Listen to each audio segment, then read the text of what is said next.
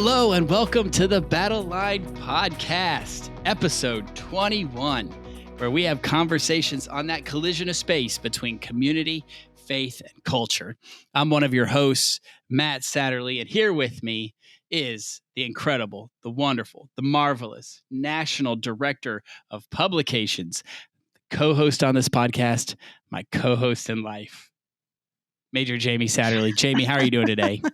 I'm doing excellent. That's Why are good. you always so extra? We also have with us the incredible, the wonderful, the marvelous co-host, producer, pro, the one who makes this entire thing this puts the train on these tracks, Elizabeth. How are you doing today, Elizabeth? I am so super swell. Listen, I'm excited about today's episode. It is back to school season. I'm super excited about it being back to school season. And with the start of September coming, it's time to get back to school. And of course, back to programming in the Salvation Army. So today we're going to talk over some fun end of summer, back to school things. We're going to talk about some schools in pop culture, where you always wished you could go, where you're glad you never went. And yeah, it's just going to be fun. And of course, we're going to talk about the summer school extraordinaire vacation Bible school. Always a fun time. Actually, right in the middle of our recording now, our core is doing vacation Bible school. So we were there last night, hanging out with the kids. We got 4 more days to go. It'll be great. It's exciting. Yep. Good times.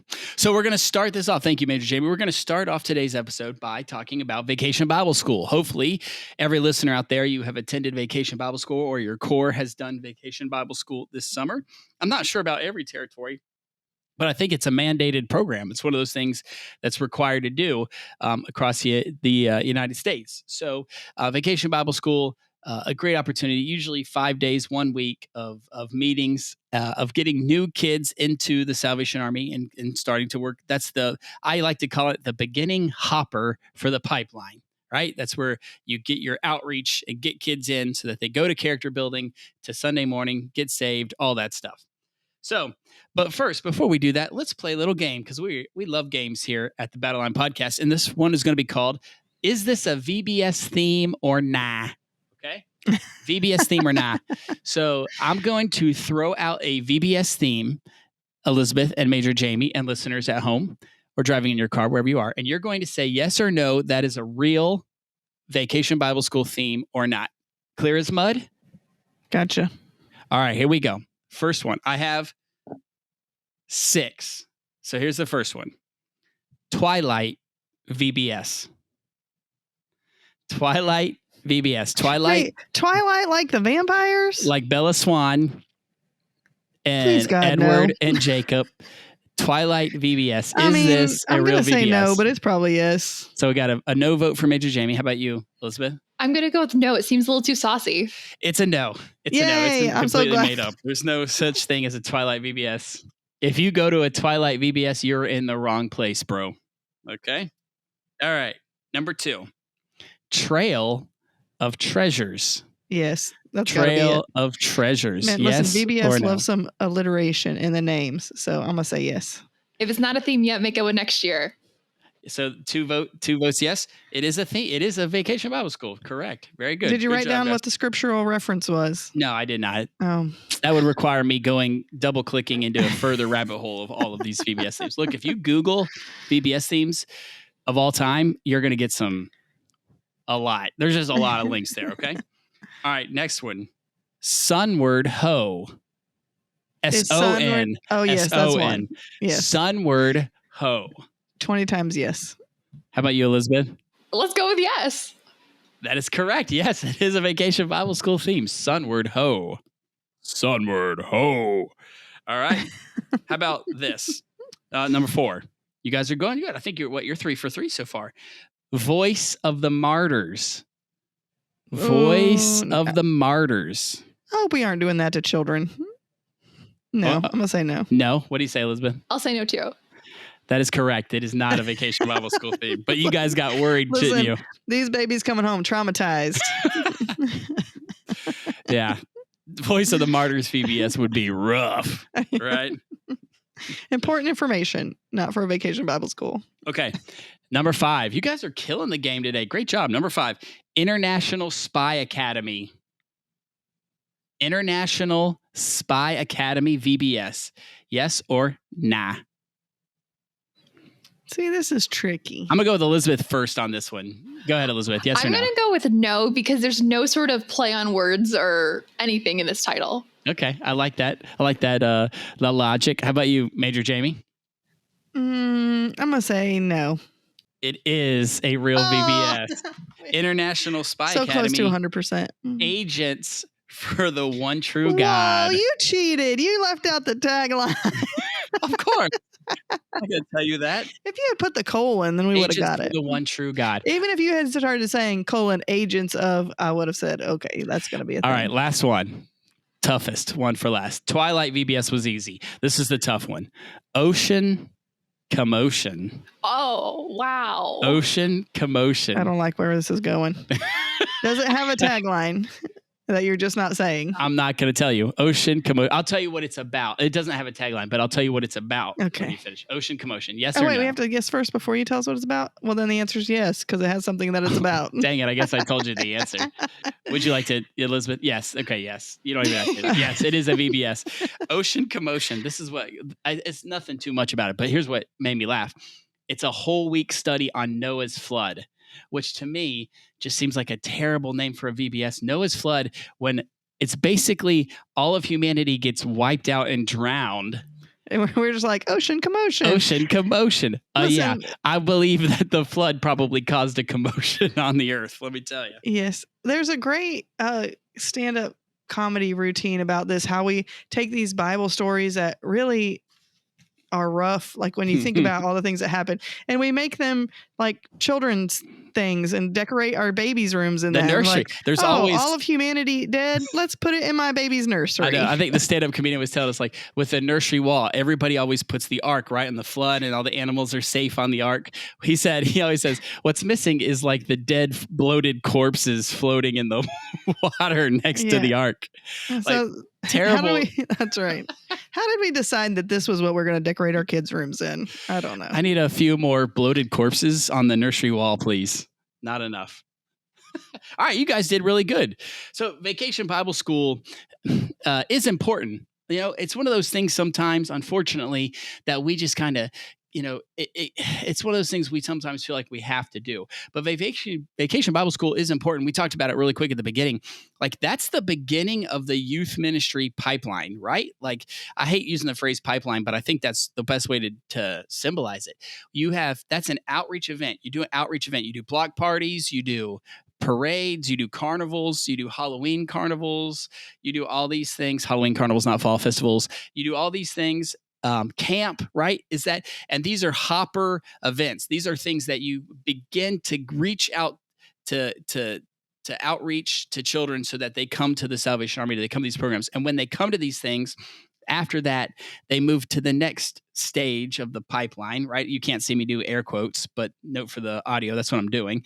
The next stage is like Wednesday night meetings or youth meetings or character building, right? It's like the start of discipleship. It's a way to get people in to begin the discipleship process. We think, oh, people will just come to our character building or they'll just start coming to junior soldiers. Maybe, but you have a better chance of like reaching them through VBS. So when VBS is sort of just slapped haphazardly together and just kind of just not, I don't want to say it so mean like this, but when the effort's not there, I hope this isn't coming across mean, then it just it leaves there's not that many kids coming into the pipeline. Does that make sense? I hope I'm not offending. What do you think, Major Jamie? No, I mean, I think the reason or part of it is just that it's one of those things, we've been doing it for so long that when you do something for so long, it doesn't necessarily lose its freshness to the kids, but to the people doing it, it just becomes like a thing. But I think if we reframe it and you know, realize like you said, listen, this is a great way for us to reach out. It's also, it's not just that, it's a way for kids, you know, to be in a safe environment. You know, we were waiting for school to start. They're trying to find something to do instead of just running around. They're in your core buildings. It's an opportunity for you to build relationships with them, which is a vital part of discipleship, is building relationships. And And so it's a fun opportunity to get to know kids and to have them get to know your people. Or for those kids who are already there in the core, a lot of times, we could have whole discussions about this, but a lot of times we stop programming in the summer, right? It's kind of a break. And so this is an opportunity for kids to get back in, and geared up, ready for the new school year, or the new program year. So yeah, we could have a whole conversation on whether you should stop youth activities in the summer, but this is a good way to get them back, and coming back and in a routine of coming back to the building for the kids who you're already familiar with, for you to catch up with them, learn, see what they've been doing all summer. And it's just fun. Yeah, I think you're right. Like that, you can do things in 1 week, because usually you only get the kids for one night a week. But when you have all week, like the week builds momentum, it compounds upon each other so that you can really build and do some cool stuff. It is evangelism and outreach in the community. And then the one thing that we don't ever mention about is, like we always say all the time, I don't have enough leaders, right? I don't have enough leaders at my core. It's almost too easy to get, honestly, and this, again, it's to get volunteers. That's been your experience. It's been my experience to get, thank you, Major Jamie. It's to get people to come out, because they only know volunteers, because they only have to do it for 1 week, right? You're not saying, hey, can you give up a year of your life to come and teach junior soldiers? You're just saying, hey, can you come out each night this week and help us with a vacation Bible school? People are like, oh yeah, I could give you a couple hours each night of this 1 week, because I know it definitely has an ending period. But then what happens is, people come and they see how much they enjoy that, and then they're a little more willing to help out and lead in other areas because of what they've seen at Vacation Bible School. Yeah, it's also a good opportunity to involve other people. Now, obviously, because there are kids involved, you have to make sure that they've gone through your child safety programs and all that. But if you have women's auxiliary or advisory boards, or volunteers who come to your core to help with other things, you can plug them in. They may not teach the Bible lessons, depending on who they are, but they can help prepare snacks or do arts and crafts. If you have somebody, a volunteer or somebody on one of your boards who is crafty, or has somebody in their family, coming down to teach, that's something they're already passionate about, and then they get to teach that to kids. It's just a good way to plug them into what's happening in core programming. It's also a good way to get your young people involved who are technically too old to come to Vacation Bible School, but are still young people. You can make them crew leaders. They, walk the kids from one class to the other. They can be assistants in the thing. And so it gives them ownership in ministry. They're not having to do all this planning. You're not entrusting a doctrine lesson to them, but it gets them involved and gives them ownership in ministry. And we know from all kinds of church studies that those are the things that keep young people involved in church, is when they have ownership in mission. So it's just a good opportunity to make that happen. Just to wrap up this thing about Vacation Bible School, it is important. We understand that it is, why it is a mandated program, but not just that. We don't do it just because we have to, but we should do it just because we want to. That's what we're all called to do, right? To preach the gospel of Jesus Christ through every Salvation Army unit out there. And one of the ways that we have that, one of the tools we have at our disposal to get kids to come in, is Vacation Bible School. Yeah, and listen, it's one of those things, like now there are so many companies who are putting out the kits, like they come ready-made. You don't even have to, I shouldn't say you don't have to think, but they come everything's already prepared for you. You just have to order supplies and do all that stuff. Or on the other side, if you're a person who's like, these are too cheesy, they're always the same, I don't like them, it makes it easy. It's fairly easy to write your own. You overachievers out there who are just like, I'll write my own VBS material. It's listen, that's skill. Here. That's skill. That was always one of my favorite things. But you take the Bible lessons, and then it's fun just to come up with the crafts and the snacks and all those kind of things, that theme. You don't have to take that kit and use it. It's just a time. Vacation Bible School is just a time for you to get the kids to come back. They have fun. They're doing lessons. They're learning about Jesus. Sometimes we make things harder than they have to be. Let's be thinking about, maybe you're one of those people who thinks it needs to be freshened up. Well, then let's freshen it up. There's nothing stopping us from, making it, the coolest thing you've done all summer. All right. Well, in honor of back to school as well, the summer's over. Vacation Bible School is coming to a close all around the world. And public school, private school, real school is popping up. And so we thought it would just be fun here to take a little bit to go through, again, 6 more schools that are known throughout movies and TV, pop culture, and just say, would you have liked to attended those schools when you were a kid if it was a real place? Or like we did with moms in pop culture or dads in pop culture, our mom, good school, bad school, right? So I'm going to throw out a school. Jamie and Elizabeth are going to tell me good school or bad school, their opinions, and listeners, you can yell out the answers. We can hear you if you yell at your car radio, if you yell loud enough. And then we'll just talk a little bit about maybe some faith aspects of those as well. So first, perhaps the most popular school of all time, Hogwarts School of Witchcraft and Wizardry. All right. Yes, we did just say the witchcraft word on the Battle Line podcast, but Hogwarts. Is Hogwarts a good school, bad school? Let me make the case, and then you guys jump in. Here's one reason it could be a good school. Friends forever, right? The people that you hang out with, a boarding school, you got to spend the night there. Here's the bad thing. You might die if you go to Hogwarts. You might die. All right. So Elizabeth, Major Jamie, Hogwarts, good school, bad school, make a case for it. I mean, I'm going to say good school. Yes, you might die, but they really try to teach you hard ways not to die. They have a whole class on it.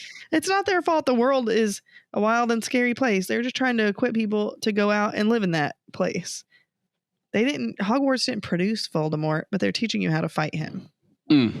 That's a word. How about you, Elizabeth? Good school, bad school?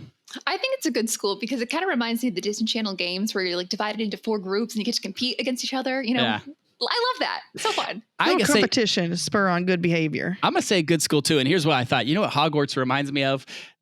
Summer staff. All right. Because I work at summer camp. You're split into groups, right? Or not even just working summer staff, going to summer camp. You're split into cabins. If you've seen A Week Away, you've got the red Crimson Apostles, Crimson Angels, the Verde Maximus, the Azure Apostles, which is a fancy word for blue. Come on, guys. All right. So you put people into groups, summer camp, right? And then you make friends forever. So I think of summer camp, just excluding the part where you might die. Okay. Don't worry about that. Elizabeth, have you ever taken one of those quizzes to find out what Hogwarts house you're in? Yes, because when I was in London, I had to do the little picture. And I got the Yellow Coat tribe group. Hufflepuff. That's good. Hufflepuff It means you're kind and loyal. Totally, yes. I'm a Gryffindor, which is brave. And let's ask Major Jamie.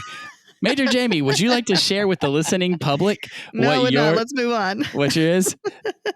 I have no idea what it could be. All right. Next. Listen. That's what a Slytherin would say. Listen. Open the door. All right, next. Professor Xavier's School for Gifted Youngsters. This would be the school where the X-Men go. All right. So here's the good thing.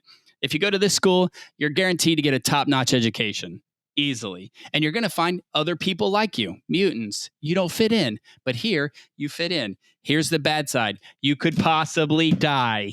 Do we see all the themes of these schools? There is a chance you might die. All right. So Major Jamie, Elizabeth, good school, bad school, X-Men, where all the mutants go and learn.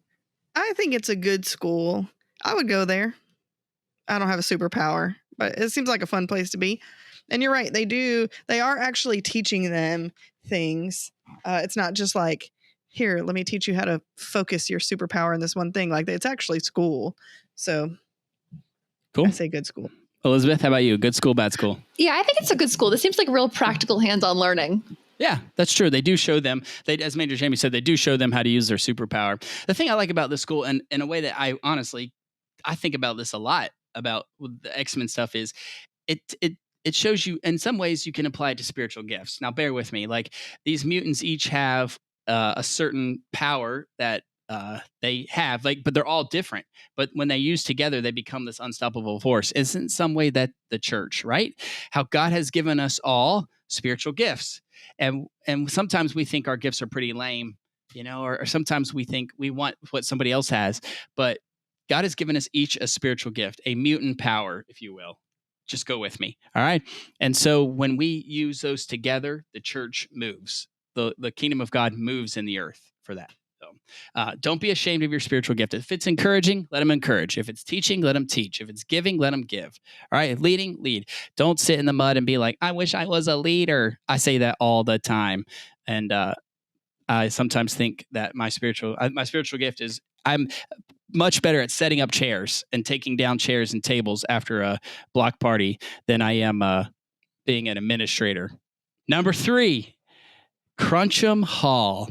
This one, it may throw you off a little bit. Cruncham Hall is the school that Matilda goes to with the Trunchbull. All right, you remember these? Remember the book? You remember the movie? All right, here's the thing. Good things. The good things is this school kind of teaches a little bit of rebellion, and I kind of like that.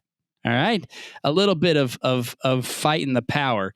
The bad thing is there's a really mean teacher, a really mean principal. Who spins children around by their hair. And locks them in the chokey, which is basically a really small room filled with like broken glass bottles and spikes. So, good school, bad school, Cruncham Hall. How's this a question? This is a bad school. The one good thing about it is Hold Miss up. Honey. And Miss Honey, you're telling me that's a bad school with Miss Honey? Yes, I'm telling you, it's a bad place with one good person in it. Okay.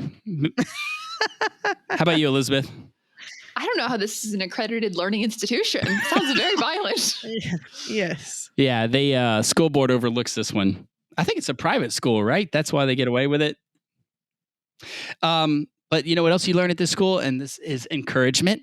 You can do it, Brucey. You can eat that chocolate cake. Is there a a whole better cake? Is there a better This scene is in what the we're encouraging Is children there a to better do. scene in the movie where Matilda stands up? You can do it, Brucey. Right, encouraging him, and he just starts double fisting the cake. It's amazing. What an encouraging place Cruncham Hall is. When you have one encouraging child. All right. The next one is a twofer. All right. I went with Rydell High School and East High School. Rydell High School is the school from the musical Grease, and East High School is the high school from High School Musical.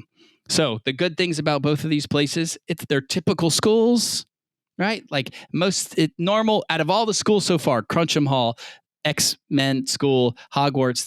These are the most typical regular schools. So that's a good thing. The problem is you have to be willing to burst into spontaneous singing and dancing numbers at any moment. So good school, bad school. Elizabeth, Major Jamie, what do you think? I understand why you put them in the same category, but I do not feel that they are the same kind of school. Are you telling me that they're not the same school when all of a sudden the entire student body knows at the drop of a hat this amazing choreographed number with jazz hands and everything? They both go in the same category. Okay. East High School, they are at least learning, like they have excellent programs. They got a great basketball program. They got this great theater program. She's in what is the academic? Decathlon? Yeah, see, they're promoting educational opportunities and enriching programs I don't see any of that happening at Rydell High. They sit in a classroom, but we don't ever know what those people are learning. It just seems like a bunch of shenanigans all the time. Are you telling me that educational... They seem like they have a lot of fun. So as a person, would I say, would you hang out in the high school? As a teenager, I probably would have said yes. Does that mean it's a quality educational institution? It's just a regular old Are you school. telling me that the Pink Ladies and the T-Birds don't care about educational decathlons? That's exactly what I'm saying to you. How about you, Elizabeth? You're chomping at the bit over here to jump in. High School Musical. I know this is your jam. Well, and of course, I was so bitter when High School Musical first came out because I thought it was a ripoff of Grease. But obviously, then I fell in love. So I would be stoked to attend either academic institution. It would be a dream. All right, so that's 2 for good school. Major Jamie, are we putting you in for bad school? I didn't say it's a bad school, Matt. I didn't say that. I just said it's just a normal school. We don't know anything about its educational properties. That's fair. At least for Rydell. We do know some about East High School. Number 5, Hawkins High School. This Hawkins High School, Hawkins, Indiana, the school from Stranger Things. All right, so here's the thing about this. Again, this high school, you're going to make great friends. You're going to make friends for life. Here's the bad thing. You could possibly die. You could That's be not the fault of killed the high school. at this school. 11 is in the high school gym when she's going into the Upside Down, I think that you're right. They're using the school property, but I'm just saying you could be killed while you're on school property. Facts. All right. Okay. Hawkins High School, good school, bad school. Go. I'm going to say it's a good school because you have the teacher. I can't remember his name, the science teacher. Oh yeah, that dude. Yeah, and he's like he knows these kids. He knows what's going to keep them drawn in. He lets them play on that little radio, which they then use for nefarious purposes, but that's their own choice. How about you, Elizabeth? Good school, bad school. I'm going to go with bad school. It seems a little too scary for me. Okay. Have you seen Stranger Things? No. You I got her. should. It's great. Listen, you can't hold the school accountable for the fact that they broke in and are going to the Upside Down there. That's not their fault. They busted in so they could steal all that stuff.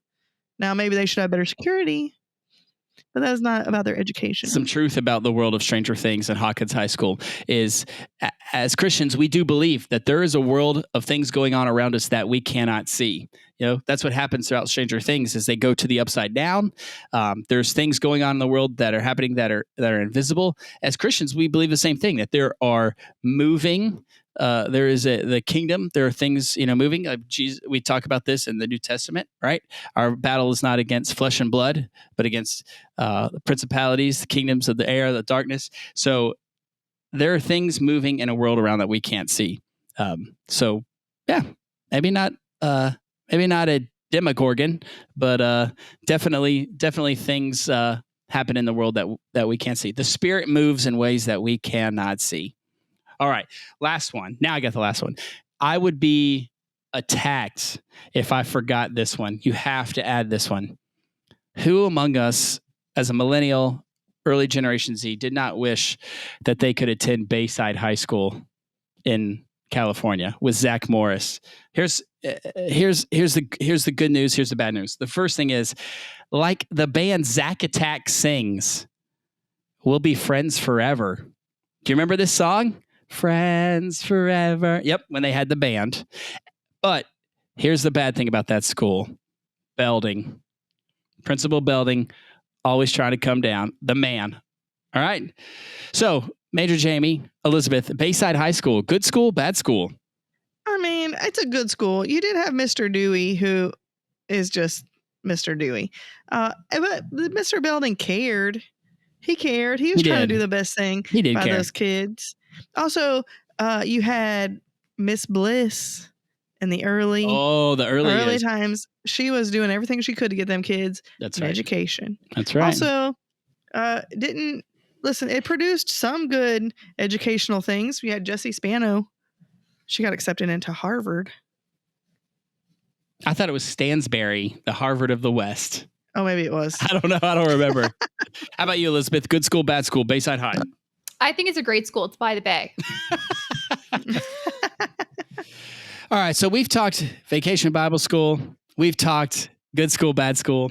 Let's just real quick. We're just going to roll through these. Just try to bring I got a couple of things here. We're just going to run through our elementary school memories, things that and maybe listener out there, you're just driving your car to work and you're just like, oh, you're just going to get flooded with nostalgia and memories, fuzzy warm memories from when we went back to school. So first off, do you remember when you went back to school and you got new school clothes?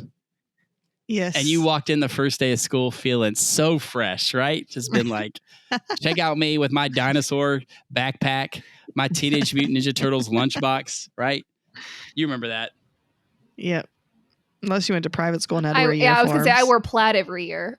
I never went to private school. It's too much of a rebel. That's not true at all. I don't know why you're laughing so hard. Let's just roll right past that. All right, next one. When you had your new clothes and you had to show off and you made multiple trips to the pencil sharpener. Do you remember that? Kids these days have no idea. They have mechanical pencils. Oh, yeah. Or your own little personal pencil sharpener. Mechanical pencils ruin the game. They ruin the drip. I tell you. Like, yes, this is how you got away with, dropping notes to your friends and all kinds of other stuff on your way to the pencil sharpener. Now these little third graders are texting. We used to have to write on paper, "Do you like me?" Risk Checkbox, getting yes caught or by no. delivering it. That's right. And then you Kids folded these it days into have a no cool idea. ninja star. And when you walk by, you just kind of went, whoosh, right? as you went to your pencil sharpener. And hope it hits your friend and not somebody else, so you didn't want to get that letter. And you had to hand crank that pencil sharpener. And then if you did it just the wrong way, it would break it all off. Yep. And then you're stuck with a pencil nub. And there was nothing better than taking the canister off and having to dump all that pencil shavings. Or if your mom bought the cheap pencils, they'd break all the time. Here's another great memory that I remember having. You remember Valentine's Day in elementary school, and you had to write a Valentine's Day for everybody else in the class? Listen, I did not like this. Why? Well, I don't know what I want to give Valentine's to all the kids for. Because some people need love, Jamie, Major Jamie. Some of us don't get some of us aren't cute and get Valentine's from people all year round. Some of us have to work for it. And some of us need participation trophies, Listen, that's Valentine's. Fine. If you're a nice kid, I don't have any problem giving you a Valentine's Day. But when you're a jerk face 364 days of the year, why am I going to slide one of them little red heart suckers in your lunchbox? I do not love you. I do now in Christ. I did not then. I do not want to sometimes slide you a Valentine's sucker when you spend the whole time pulling people's hair and being a jerk face. Sometimes you need a little Valentine with a little bumblebee on it that says, "Will you be mine?" Sometimes you need that to make your heart jump. How about you, Elizabeth? Such a big day. So much thought went into writing those thoughtful cards. And heartbreaking if you didn't get the ones you wanted back. Let me tell you. Oh, you're supposed to write encouraging things on them? I usually just sign my name. Or in high school, when they play you have to get those ones where you pay and they get delivered. Yes. You know you're really like somebody when you're willing to pay $1 for a plastic rose. As somebody who never got one of those, would have really liked to get. Listen. Would have really liked to get participation. Right there. Really would have liked to get participation Valentines. Elizabeth, I'll tell you a story after we're done recording. Off pod. All right, next we got school lunches with our all the food managed to be square. You remember, to fit inside the little compartments? So you had square pizza and like square cartons of chocolate milk. Lunchables. Listen, Lunchables. The poor man's charcuterie. That's right. Lunchables are why all the millennials love to eat charcuterie now, because it's just a fancy way of eating your childhood lunch. And then they branched off and started making like chicken nuggies and pizza, and it was cold. Right. Oh, listen. That's ridiculous. You got to stick with the old school. The crackers, the processed meat where it's been like ground into a paste and then reshaped back into a perfect circle. Whatever fell. And then little cheese squares with a Capri Sun. And the best ones is if you could get your mom to buy the ones that had the Reese peanut butter cups inside of them. The Capri Sun slaps. That's true, Major Jamie. Listen, you don't even have to work for that lunch. You just slide the whole thing in your box. You're ready to go. Can we just take a minute to appreciate? See, like only 90s kids are going to. Can we take a moment to appreciate like handy snacks and Dunkaroos? Do you remember those? Handy snacks were my jam. Elizabeth's looking at us. She has no idea what we're talking about. Elizabeth, did you ever read a handy snack? Handy snacks. I have no clue what that is. Handy snacks and Dunkaroos were. They're these little plastic trays, and they're divided into little segments. One segment is big and one segment is small. And so the handy snacks, they either had the like club crackers or these little breadstick things. If it was the club crackers, it had a little red plastic stick, and there was like processed cheese spread. Oh, yes, and so you could spread the cheese on Delicious. the crackers. Mm-hmm. So also setting you up for charcuterie. This is what's happening right here. You would rub the cheese on the crackers.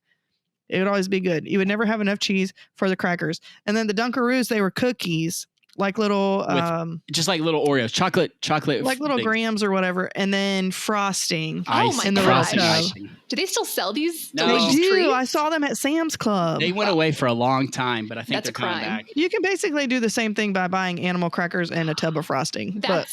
I love that. Wow. Yes. Next memory. Do you remember when they... Listen, I'm just going to say, they were setting us 90s kids up for a good, healthful lifestyle they're like, here's Lunchables and Dunkaroos. But now, this is why the millennials are like, can I get some avocado on toast? Because it reminds me of handy snacks. We have a whole childhood to make up for here. The next thing I remember about public school was, do you remember when these schools used to make us fundraise for them? Like selling gift wrap?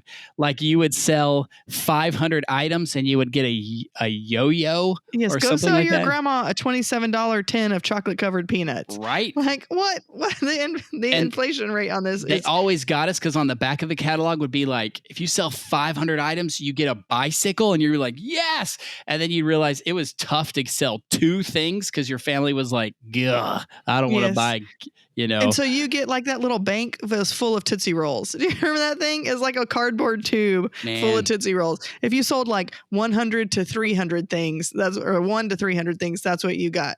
Do you have to do fundraisers in private school, Elizabeth? So we did a magazine drive every year where we tried to wheel and deal magazines for useless toys. And now you work in the publications department. Look at that. Got 'em. Full circle. Next school memory, shoebox dioramas. Do you remember having to make little projects out of a shoebox? Yes, sir. Turn it into an aquarium or a zoo or the telltale heart. Those and the volcanoes we always used to have to build out of paper mache. I never had to make a volcano. Never did. Well, you had a disturbed childhood.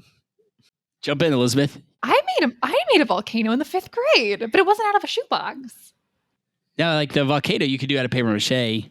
And coat hangers. Oh, coat hangers. Whoa, Oh my gosh. Whoa. To make so that you, like, it was the supports, and then you had paper mache around the coat hanger. This is unfamiliar to me. I have no idea what I did, but it was certainly not that. Well, I think we need to have a department craft time. I'm going to be honest. Crafts.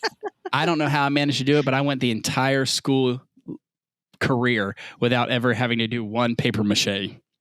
Ever. Matt, no paper mache. I don't know how to do paper mache. If you asked me today how to make paper mache, I'd probably just wad it up and then be like, is this it?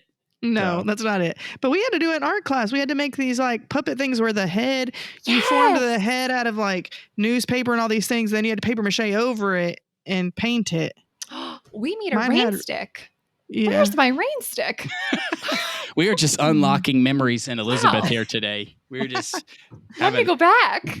Next school memory, one of my favorites. Book It. The Book It program. You got a pen, a button that you put on your shirt. You read a book. You told your teacher you read a book. She gave you a silver star. Once you filled up 4 silver stars on your Book It button, you took that joker to Pizza Hut and they gave you your own personal pan pizza. It was the greatest scam in all time. I got so many pizzas from Pizza Hut. You just tell your teacher, I read a book. It doesn't matter that I've read Cat in the Hat 8 times in a row. I just tell you, I got a book. You get that silver sticker. Bing, bada boom. And used to, folks, boys and girls out there, you used to be able to eat inside a Pizza Hut. And they had the flat top tables with the little Pac-Man game. So you can play Pac-Man while you eat it. Why can't it be while you ate pizza? Why can't it be 1989 again? I tell you. Listen, it probably wouldn't. You know what else? You know what else wasn't around in 1989? Coronavirus. It wasn't. It's because all them Lunchable processed foods we were feeding everybody. All right, next school memory. Going outside for recess and playing the dreaded game of dodgeball or kickball. Man, that's how you separated the wolves and the sheep at kickball, man. Or dodgeball. Golly, there's nothing like the feeling of taking a red rubber polyester whatever ridged ball, some little 5th grader hauling it as hard as they can, and that soaker just destroying you in the face. Yeah, it's not good for kids with vision problems. Let me just tell you. I don't even think they play dodgeball anymore because... Well, no, that's child abuse, they would say. I never played it. Man, it was the day. Like, that was war. That was our war. Also, on the recess, at least when we were kids, Pogs. Yep. Oh, man, that's throwback, too. Elizabeth, did you have Pogs? Is this like a game that includes singing? No. So Pogs are these little... it's basically like gambling. Little round... Oh, yeah, fun. it is teaching kids... Listen, the 90s was a wild time. Wow. Processed foods, teaching kids to gamble. What a great life. Wow. Yeah, so, and then you had these slammers, which were thicker and made of like plastic or acrylic or like whatever. Like a 50-cent piece. And so you would play and then the Pogs were mostly little cardboard circles, but they had all kinds of designs. So you could get your favorite ones, the New Kids on the Block or Lisa Frank or, whatever was on them. And then we had more manlier them, Pogs. like Teenage Mutant Ninja Turtles. G.I. Joe. You can buy them on Amazon. We bought them for a program a couple years ago. You get like 5,000 for $1. books. Because they're just It's all cardboard. these parents who are like, what do I do with this junk? Get it out of the house. Yep. The next one. This is, we talked about dodgeball, separated sheep from the goats. This is how this is where the elitism and the classism started in our America today. The Scholastic Book Fair. If you had money to go to the Scholastic Book Fair, you were a rich kid. I used to ask my mom all the time, can I please have money for the Scholastic Book Fair? You have books at home. Oh no, listen. This was my MVP time. Just kidding, Mom. My mom did give us money. I know she's listening right now and she's yelling right now. I gave you money for that book fair. Now you spend it on Pogs. Go ahead, Jamie. My mom would always give us money for the book fair. But then she would be like, Jamie, did you buy a book? It's like, yeah, I read it already. And she'd say, what? So she would get mad because we read the book. Like it took no time at all. And she's like, ugh. Like day 2, I'm like, okay, Mom, I need more money. The only Scholastic Book Fair memory I have is when I spent it on Book of the Month Club, where you would get a different book sent to you each month. And you know what I spent that money on? Goosebumps, baby. R.L. Stein and the Goosebumps series, man. All right, how about you, Elizabeth? I am full of regret when I think about this book fair because I hated reading, but I loved buying books. It's like Barnes and Noble in your school. Yeah. And they always had that extra stuff like bookmarks and stuff, but also like the pencils with the little rubber finger eraser thing on the end of it. You just really point at stuff with it. The best thing was when the teacher would say, if you're in class, they would announce to the class, if you have Scholastic Book Fair money, you can go to the fair now. And all those kids who stand up and just look at you like, I've got money and walk out the door. Yep. That's where the elitism, that's where the classism started in the world today. All right, last memory I have. Do you remember when it was awesome when you got to be the line leader? When you were the one that lined up the class, and for that moment in the sun, you got to be in front. You got to walk the class. They had to follow you to art or to music and PE. And listen, if you wanted to give a little like stutter step to the left, like follow the leader, like that, man, it was the bee's knees being the line leader. Major Jamie, Elizabeth, anything else from school that just brings back the memories to you as we get ready to land this back to school airplane? Yeah, I just always remember how fun it was like on the last day of school when you get your yearbook and you'd have to take your yearbook around and everybody would sign it. Mm-hmm. And then the yearbook, you'd have all the messages and then all the dumb people, and it's always just fun to look. That sounds like somebody had Scholastic Book Fair money. Yeah. So I say that because now you go back and look at it and you're like, what are these people thinking? All this stuff, you would write in people's yearbooks just because you were a dumb 5th grader or whatever. But it's always funny to go back and read those and just remember how like exciting the last day of school was and how, exciting the first day of school was. So just to lots of fun. To wrap this up, I just thought it would be funny really quick. I just wanted to see, what did school look like in the days of the Bible, right? Like in the first century, what did school look like, especially to the young Jewish family? So I read this and I just thought it'd be cool to share. I'm not a historian on this, so people out there will probably be like, no, that's not the way it is. I went to Scholastic Book Fair and read a book about early school, primary school, and Judaism, first century when I was in the 4th grade.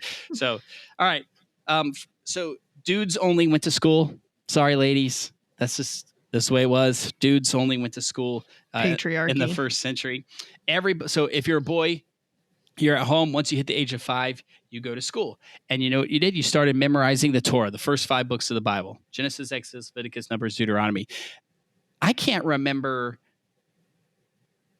the channels on the TV station. I don't know how. It's just amazing to me that these guys were memorizing full 5 books of the Bible, right? So you did this, you went to school, you were learning a trade, you were learning at home, right? You were boys are learning a trade, girls are learning how to be good wives and good mothers. Sorry, don't want to say it, but that's the way it is, right? Until they got to the age of 13. Then if you were really good, the boys, if you were really good, you got to move on in school. If you weren't so good at school at 13, you went and did your trade. But for those of you who were really good, those kids once they hit the age of 13, they went on and memorized the wisdom books of the Bible. So you get Job and Psalms and Proverbs, which again just is amazing to me to be able to memorize this much scripture. I'm not very good at Bible drills, and I stumble over Philippians 4:13. And they have the tabs. Right. But then after age 13 and they memorized all these things, then a rabbi would come and say, come, follow me. And then they could go into this rabbi's school, into his group, into his small group, and his learning thing, and learn more, and learn the prophets and memorize those. So you could have some people who had the entire Old Testament memorized. That just blows my mind. So I think it is amazing, and maybe not so amazing, when all of a sudden Jesus shows up on the Sea of Galilee, on the banks of the thing, and he looks at Peter and he says, hey, come follow me, which is what a rabbi would say to their student. And it's not that amazing. It is amazing that Peter would drop everything immediately and follow him. But it's also probably made Peter feel really happy to know that a rabbi was choosing him to come and be in his school. So that's just a little bit of school in the Bible. We do want to be praying for all of our kids as they go back to school. There's a Delta variant out there. Things are rough. People getting in fights over should masks be at school or not. Let's just be in prayer for our kids as they go back to school, as they try to get back to some sort of normal childhood. Is that cool? Yeah, I think so. And it's stressful for them. They understand all the things that are going on. They're feeling it. And so, we need to be in prayer for them, for their safety, for the safety of their teachers who are, dedicated and want to be there to help them learn. We're putting themselves at risk in order to do so. And for parents, we need to be praying for each other. It's not easy knowing that you're sending your kid into a situation that could be damaging to them, but also understanding that they need the social interaction and they need the education. And none of these are easy decisions. And so we need to, be praying for one another and encouraging one another and supporting one another, doing everything that we can just to knock this thing out so that we can, people can be healthy and safe. Jump into our last question. All right, Major Jamie, fire it up. Yes, it's that time for the question we ask at the end of every episode. What is bringing you joy? What is bringing you joy? Elizabeth, what's bringing you joy this week? I am rewatching Lizzie McGuire, and it is amazing. Listen, I had heard that they were going to be rebooting it, and then I heard they said they're not rebooting it. It's devastating. I don't like to think about it. Sorry, I just killed your joy. She sings a song. I'm having a moment right here. I can't think of the name of the song. This is what dreams are made of. This is what dream. That's it. That's the jam. It's from the That's movie. the jam. Oh, it is sensational. I highly recommend you go back and watch it. That's a bop. That's a bop. It's huge. Yeah. That little sister, you can see that little sister coming through, Matt. Yep, for sure.